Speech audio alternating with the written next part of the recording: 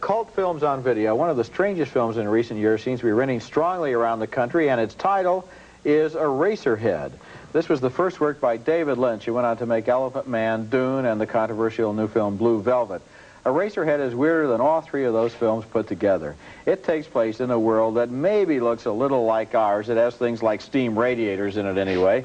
But apparently this is a different universe, a different world, and it stars John Nance as a frightened man who lives in that world of shadows and evil moments, threats and bizarre visions.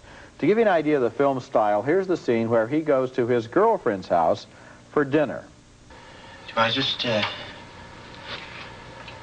cut them up like regular chickens? Sure, just cut them up like regular chickens.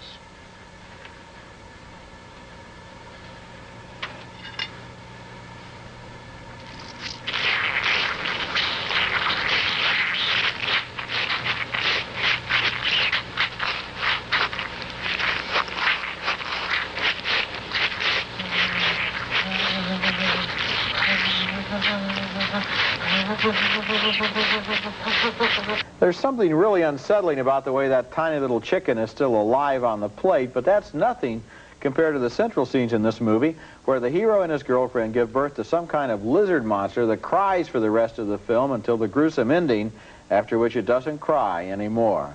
The best thing about Eraserhead is the way it creates an absolutely original, threatening universe. Nothing in this movie seems reassuring or familiar. But one note, by the way, because I watched it just in the last couple of days on video, the movie is shot in a lot of darkness and shadows, and it's hard to see some of the details, if you watch it on video, details that would be clear in a movie theater. Now, I didn't like the film when it came out. I still don't like it. I'm trying to figure out what is the appeal of it. First of all, it's very confusing to follow, but I'm trying to think that it is more of the college-age crowd that is embracing this film, and maybe they feel so alienated by the world around them that all the threats that are involved in this guy are all the kind of subconscious and sometimes conscious threats that they feel themselves. This, I mean, they don't identify with this guy as much as they identify with what is coming at him. I'll tell you what it reminds me of. This film reminds me of a film made 55 years ago called L'Age d'Or by Salvador Dali and Louis Buñuel, one of the great masterpieces of surrealism. Both films have very disgusting images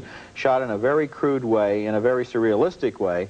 And in the 60s, I think it might have been called a bad trip. Sometimes people want to go on one. It just makes them feel kind of creepy, and that's maybe what they're looking for. Okay.